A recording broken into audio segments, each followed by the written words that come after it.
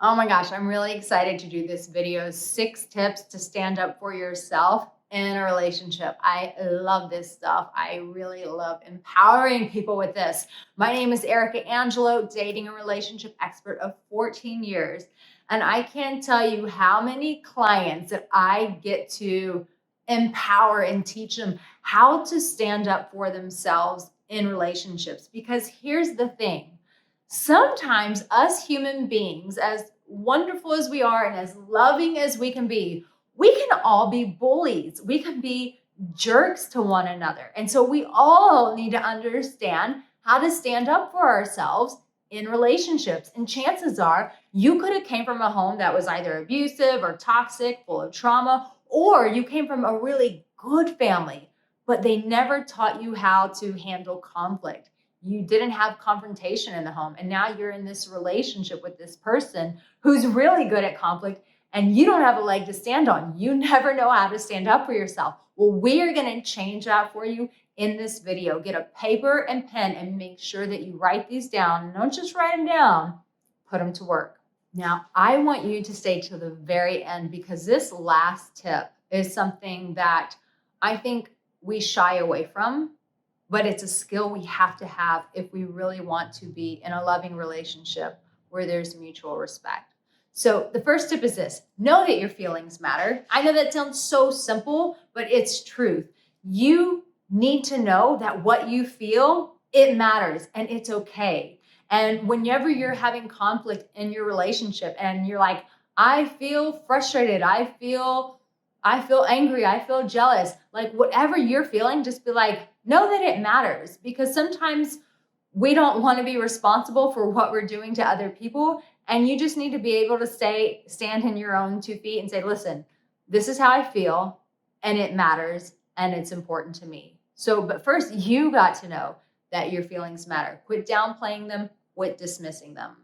Hey, and if you are new here, make sure that you subscribe to my channel. I got tons of videos like this that are going to change your life. Here's the second one that's really hard, but you gotta do it. And that is use your voice when you're afraid. When you have a challenge with standing up for yourself in a relationship, chances are you're always looking for the perfect time to stand up for yourself because you're afraid, you don't want to do it. But that is a perfect time to stand up for yourself. There will never be a perfect moment for confrontation. You never have 2 people going, hey, this is wonderful. The sun's out. It's beautiful. It's a lovely day here in the south of France. Let's have some confrontation. No, there's never, ever the perfect moment for it. So the second thing is use your voice even when you're afraid and quit chickening out looking for that perfect moment. The third one is so practical and it's so good. But before I share that, I want you to watch this video, how to destroy your negative thoughts, because chances are, I just have a sneaky suspicion in the 14 years of coaching people, that if you have a hard time standing up for yourself in relationships, that you have a lot of negative thoughts that are beating you up constantly. You're constantly talking trash to yourself and going, you should have done this, you should have said that. No. We want to destroy those negative thoughts because that's you standing up for you. So here's the third practical thing that I really encourage you to do. I remember doing this. It was something I taught myself when I was in my early 20s before I was doing this coaching. I remember having a really difficult conversation. I needed to have one with a girlfriend of mine. We were really close. We were doing this big project together. But she started breaking some boundaries that were like a big no-no. Like with this project, it was like, you cannot do this and you cannot do this. And this friend just decided that she was going to do that. And so I had to confront her, but my whole chest was like this, just beating inside out. That was a little too hard. Oh, sorry about that. It was just beating crazy hard and I didn't want to do it. So what did I do? I wrote out a script. I wrote out some bullet points and I was like, these are the things that I need to address in this conversation. And as I confronted her, because I used my voice when I was afraid, when I confronted her, I took out those bullet points and I was like, but this and this and this, not cool, girlfriend. This is not what we agreed to and this is what you're doing. and it's wrong, and we need to change this. So use a script. You might feel weak. You might feel silly doing it. Do it anyways. It will help you build muscles of confrontation and boundaries. Fourth thing, don't run when things are uncomfortable. I know it's a natural thing to do, but it's not the time to run. The longer you run, the longer you teach yourself that you're weak, that you're scared, and that you don't have courage. And the more that you tell yourself that's back to those negative thoughts, the more you tell yourself that, the least likely you are to stand up for yourself. So sit in the discomfort. When your body wants to run, sit, breathe, support yourself, but do not run. Fifth thing is reach out to a friend for support. When you're standing up for yourself and maybe you don't have a strong backbone, maybe you have really weak boundaries with people, which is what's gotten you into this mess. Sometimes we just need a solid friend to say, hey, listen, I have to confront this situation and I am terrified. I'm literally like I can't sleep. I'm getting anxiety. Like it's just constantly in my thoughts. Reach out to that friend who loves you and go, don't ask them for ways to not do it. Ask for ways to support you and do it. Hey, I'm going to do this. Will you just call me at the end of the day and make sure that I actually did this? Will you remind me how courageous I am, how brave I am, how lovable I am?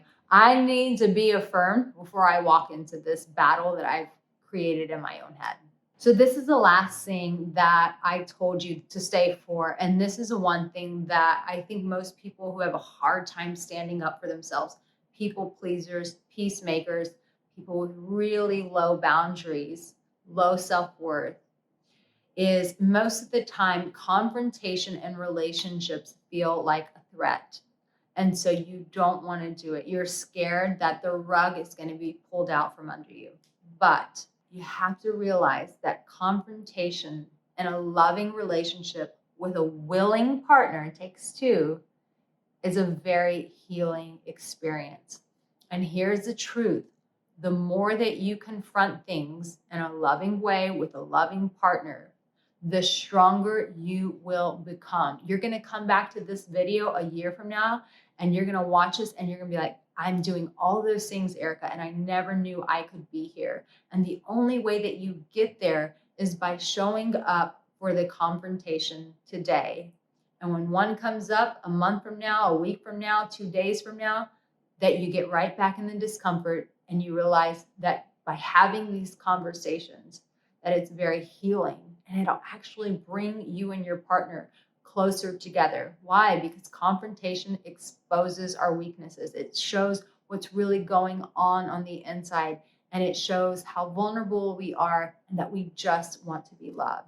So if you need help in your relationship, make sure that you watch this video, the biggest mistakes that people make in relationships.